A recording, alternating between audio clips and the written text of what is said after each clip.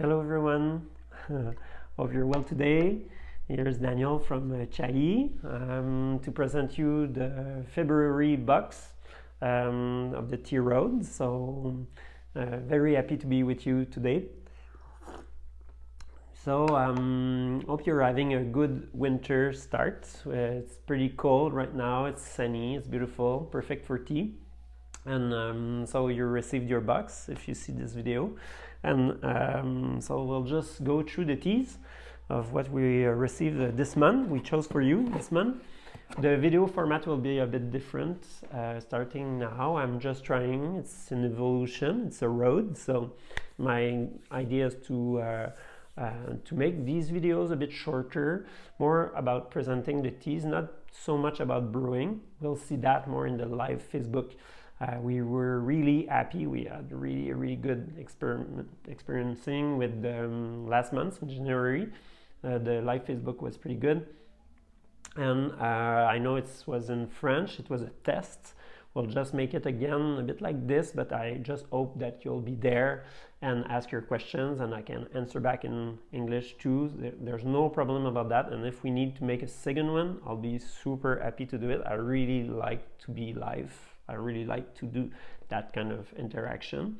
So this video will be more about presenting the teas so you can brew them well. Gives you the time to receive the box, to experiment a bit with it, have some questions popping up, and we can just discuss about it while we brew together. So every third Sunday of each month, so people receive the box, they have time to play with it a bit more. So third Sunday of each month at 11 a.m. That's for February. That will be we'll just base on the same formula for this month's box. And yeah, so feel free to contact me anytime. If you have questions to ask me ahead of time, you can just email me or just on Facebook, on Instagram. At Maison Chai is our address for those two social media. So we were really happy with what we came up with the February box. And just to let you know also, we just have so many teas coming in or arrived already for next month. So the subscribers for March, April, May will be really pleased, I think, because we have so many teas. We just ordered, replenished our stocks with some producers, and I was talking to them each time about the tea box we're just making since 4 months now, and saying that, do you have like a kilo or two of something really special, something that you're particularly proud of, or something that just a lot that you finish and you just have a couple of kilos on hand, and they're super happy, super demonstrative about how they would be pleased to be part of our subscription box, to find us little treats or something really special. So I was so happy and so excited about their reaction, and I got many specialties, exclusive teas just for the box for the coming months. So way too many choice. So the way I choose is always depending on the weather. If it's cold, I chose teas that are a bit more about cold and how the season arrive and how what I want you to experiment on that road. So to me it's a path that could be the path of tea. It's a way of living. So anyway, so this month is special as well. So we dig into the box we have of Huang that we kept since many years. There's that box that we put inside teas that we wanted, like a time capsule. We wanted to have those teas to just pop up one day. We didn't know when, we didn't know how, but we felt that those teas needed to rest and to just stay for a special moment later. And this was the time for the two of them. So we chose two teas from Taiwan, two oolong. First, the Muzha Tie Guan Yin from 2013, from Mr. Chang. We bought it in 2013. We really enjoyed a lot. We had 3 kilo left, or 4 kilo, and the new 2014 arrived, and so we had that leftover that we chose to put aside, so it was kept in dry storage, because dry storage is really needed for aging oolong or white tea, which is different from pu'er. We don't have wet conditions, humid conditions enough in Canada to, unless you're in Vancouver maybe, but to preserve the pu'er, to make evolve the fermentation of the pu'er through time. It's not so good, you know, it's dry, it's quite dry. But for oolong, it's perfect. And we know that stocks of oolongs, aged oolongs, true, real, authentic aged oolong in Taiwan is really, really shallow since the Chinese from mainland China started to visit Taiwan in 2008, 2009. The tourists were allowed to come back to the island, and they just bought. They knew the value of aged tea, so they bought almost everything. So we knew already since many years that we had to start aging our oolong ourselves. So this was aged that way, and Shan 2014 as well. So this one is a bit younger, but you'll see the difference. And why we chose those two is because Muzha Tie Guan Yin was roasted 60 hours plus in 2013, and so it was deeply roasted, as Tie Guan Yin is supposed to be in Muzha. And this makes it a really good candidate to age for a long time because it was deeply roasted. This one, not at all. It was not roasted in 2014, and it was not roasted in the years to come after. So it was vacuum sealed, and it was kept that way. And it's still really, really fresh, really fragrant and flowery and spring-like still. So that proves that you can keep a greener oolong even for a long time when it's well kept. And so those two teas were kind of a bit wake-up called when we took them out. So we roasted this one, kind of a 4 hours wake-up call, relatively low temperature for oolong, so 80-90 Celsius for 4 hours, just to toast it a bit, just to wake up the aromas. Same with this one, but just half an hour, just because we really wanted to keep the unroasted profile of it. So you can compare them, those two teas that could have continued to age a bit more. Yeah, probably this one we could still age it 10 years or so. Almost all the batch went through the February box. So, but that's I think you'll enjoy those two really much. So that's part of the experience. So Gaiwan, Kukicha, just a teapot like this, just a large teapot, no problem. These teas will be really, really easy to brew, really flavorful. You can brew several times as well. Yeah, and really comforting for this time of the year. Many requests were asked about Japanese tea. So we just came back with 2 Japanese teas this month. So we just replenished our stock. We restocked on Gyukuro from Mr. Yoshida in Uji near Kyoto, and we asked them, do you still have that Sencha Okumidori? People really, really enjoy the really high-end Sencha we had this spring, just a couple kilos. And he said, yeah, I still have some. So he kept it in the freezer in Kyoto. And now it's back. It's back almost only for you, because almost the two other kilo we just received a few days ago, actually, are almost going all through the February box. There was too many subscribers. perfect, but won't be left so much on the shelves afterwards. So Sencha Okumidori is handpicked early in spring, so it's a Shinsha, and it's Asamushi style. So it was it went through the steaming process really for a short time. So the leaf was not mushy so much, and it was still really old by the hand picking, and not too damp. So when it was rolled, it was not broken in many pieces. So this tea won't make you a tea soup that will be dark green or foggy or at all. It will be light, really light pale yellow, really flowery note by the Okumidori cultivar, and really like shoot, really fresh shoot, like a sap of a flower you would just eat, or just a weed that you would just like the sweet part of it, you know. So it's really, really delicate. You can brew at least a second time if it's during the same day. Use really clean, fresh water for this one, no chlorine, please. And a small Kyusu teapot, Japanese teapot, or can be in a small teapot like this. Small vessel will just bring the best of this tea. Yeah. Hope you'll enjoy. After that, it's a really special tea. We wanted. I was waiting to put this one in for the winter, for I think the coldest part of the winter. So it's Kukicha, 3 years old. It's Kukicha Bancha. You'll see. I'll explain why. So this tea is really special. It's not at all many producers that makes this kind of tea. It's produced by Mr. Miyazaki in Miyazaki Prefecture, southern Japan.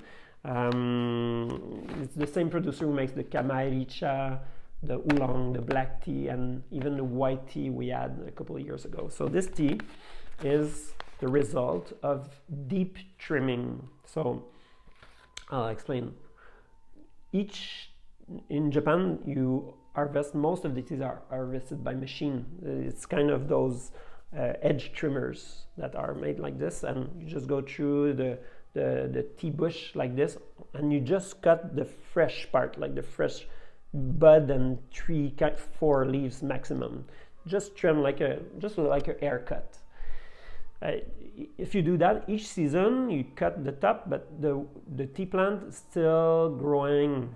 In between each cup, you kind of do like a slight trimming, but it's like the air of the plant continues to grow, and instead of being 1 meter high, like if it's comfortable to trim, it's becoming like 1.3 meter, and that kind of makes it, you need at one point to just trim it down like a rose bush. You just need to trim it down, so it's a deep trim. And this makes like you have those big twigs, like almost pieces of trunk in it. So if you open your bag, you'll see it's like those kind of big chunks of it. And so you cannot brew this tea, which is like more stem. You cannot brew this tea in a teapot. It won't extract enough. You need really to simmer it. So what I suggest is that you put 1.5 teaspoons or 2 teaspoons per cup in a pot. So if you do 1 liter, maybe you can put the whole thing in, and just fresh water, cold water, put it at max on the stove, just bring it to boil, and then you put it to low and you just simmer it for 10-20 minutes. It won't become bitter. You can just steep it even longer like this. So you make what you would call a decoction. You just extraction like this, and the result will be really dark color. It's sweet, it tastes and smells like maple syrup. You have that kind of roasted hazelnuts, pecan nuts, coffee a bit. It's really sweet, and it's really nice and really comforting. Super low in caffeine. It's good for you. It's full of calcium, magnesium. It's really young, as they say. So tea, normally the tea leaf is yin. It's really expensive. Not expensive, but expensiveness. And this, in the energy, is more young. It's more like down to earth because it's the stem, and really mineralizing. It's really good and super comforting. So after ski or after snowshoeing or something, you just have this. Think of me, and you'll see that kind of maple syrup feeling to it. I really enjoyed this tea when I was in Japan with Mr. Miyazaki, having like a little treat with nuts, some sweet kind of. Try to find just a sweet that would go with that. I'm sure you'll feel, and the smell is really good. So hope you'll enjoy this as well. Now we have 3 teas left to show. I'm about education, you know, so I wanted to make a challenge between the same tea grown in 2 areas, but really close, one from the other. But one made in green tea version and one in black tea. So you have the Qimen Mao Feng, which is one of top 5 classic green teas in China. from the Yellow Mountains, Qimen Mao Feng, and Qimen Mao Feng, which is a bit less known in China. It's the same tea bush, but transformed as a black tea in Qimen, at the bottom of the Yellow Mountains in Qimen. Qimen normally makes like those tight leaf that is it's local from there. It's called Qimen, and it's really small leaf, really earthy, and this one is more floral. So you'll see the cultivar Mao Feng is more like a flowerish. In the Huangshan, it's grown by Mr. Zhang, and really remote. You need to walk, like you drive from the village 45 minutes up the hill, and then you have to walk 45 minutes to find the tea garden, where there's springs running and there's wild orchids all around, and they give the flavor to the tea. It's the aroma of the orchid is really nice too, and that tea is really refreshing. That's what I'm drinking today, and it's kind of really sweet, and you have that kind of water chestnut feeling to it, bamboo shoot. It's kind of sweet flower sap also, and this is really that type of tea that you would just enjoy every day. People really love Qimen Mao Feng. They drink it like it's their tea, because it's a really special, really clean type of tea, really fresh. And Qimen Mao Feng is not as well known, but Qimen is normally earthy and really a mineral feeling to it. Qimen Mao Feng makes it more flowery, but more because of the oxidation. That was 0% oxidation. Here it's 100%. This makes it more like the flower is more like peony or rosewood feeling to it, with that kind of black mission fig also. So sweet also, but a different way. So I was thinking of if you would like to taste the two and seeing if you find some similarities and how different those completely opposed in the spectrum of oxidation, with that how we can still find some similarities within the same tea bush. So yeah, hope you'll enjoy this little experience also as well.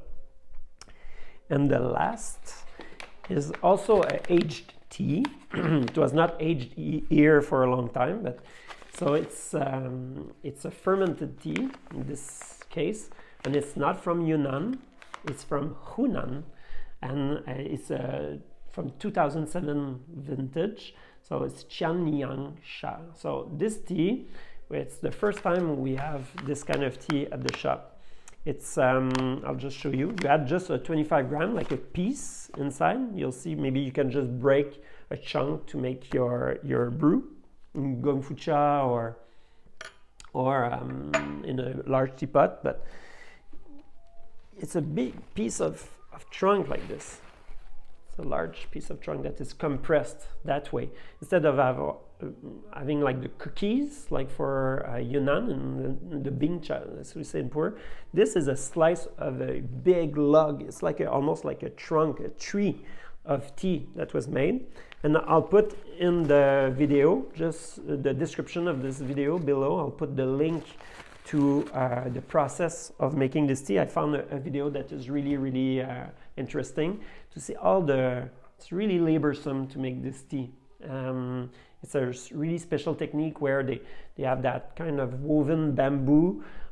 They make that kind of basket, really long basket, and they will just pile the tea and compress it, beating the thing like a big sausage to have it really tight, so it can be aged like this. And then when you want to, after the aging is finished, you can just take just like a saw and just making slice of bread, to just peeling some parts like we did for you here. And this tea is special also because it's inoculated, so it have been fermented with that kind of special really bacteria that you will see when you break the piece. There's those yellow molds, and those molds are good molds. It's desired molds. They have been put there. The tea was inoculated with that special mixture of bacteria that is local there in Hunan, and those are called yellow flowers, and those are okay. So you need to rinse the tea to take off all the debris and the pieces, the dust of aging and all that, but it's not to take off the small. But this one is really, really special, and you don't like camembert cheese or other cheese, blue cheese. It's friendly mold. The only thing is that some wheat sometimes get in contact with the inoculation medium they are using. So we've put that if you have celiac disease, they may contain traces of gluten. So if you have celiac disease, avoid to drink this tea. I thought it was still okay to send it by mentioning it, but to have you can have access to that if you are even intolerant to gluten or slightly, or maybe it's like someone that works here, and Marie, still she have some gluten intolerance and she didn't feel anything about after having this tea. So it's really if you're really sick having wheat, so that you have just to watch out. So this tea is super generous. You can rebrew it many times. Just add more hot water.